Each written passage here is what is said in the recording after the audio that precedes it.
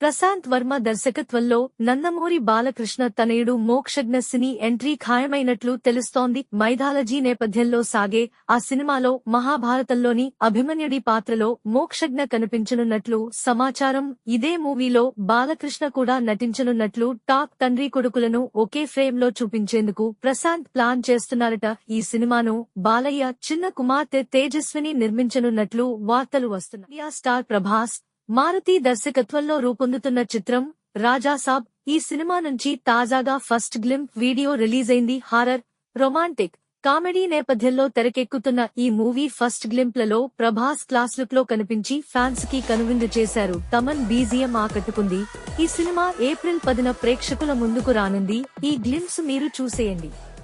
అడ్వాన్సులు తీసుకుని షూటింగ్లు పూర్తి చేయని నటీనటులపై తమిళ ఫిల్మ్ ప్రొడ్యూసర్స్ అసోసియేషన్ ఆంక్షలు విధించింది. పెండింగ్ లో ఉన్న సినిమాలను పూర్తి చేశాకే కొత్తవాటికి కాల్ షీట్స్ ఇవ్వాలని తెలిపింది.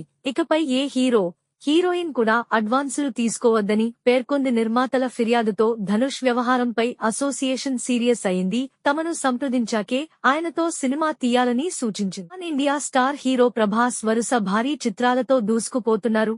ఏ హీరోకి సాధ్యం కాని రీతిలో బాక్సాఫీస్ వద్ద తన దండయాత్ర కొనసాగిస్తున్నారు. ఇప్పటికే కల్కి చిత్రంతో ప్రేక్షకులను, అభిమానులని విశేషంగా ఆకట్టుకున్నారు. వచ్చే ఏడాదిలో రాజా సాబ్ తో పాటుగా ప్రభాస్ నటిస్తున్న కల్కి 2 మరియు స్పిరిట్ చిత్రాలు పక్కగా వచ్చే ఏడాది రిలీజ్ కానున్నాయి. హరీష్ శంకర్ మిస్టర్ బచ్చన్ ప్రమోషన్లలో భాగంగా చిరంజీవి, పవన్ కళ్యాణ్, రామ్ చరణ్ మూవీ చేసేలా ఓ లైన్ రెడీ చేసుకున్నట్లు తెలిపారు. ఇది పట్టాలెక్కితే పానిండియా కన్నా చాలా పెద్ద మూవీ అవుతుందన్నారు. మిస్టర్ బచ్చన్ ప్రమోషన్లలో భాగంగా ఓ ఇంటర్వ్యూలో ఆయన ఈ విషయాన్ని వెల్లడించారు. దీంతో ఆ కాంబో కోసం ఎదురుచూస్తున్నట్లు ఫ్యాన్స్ కామెంట్స్ చేస్తున్నారు.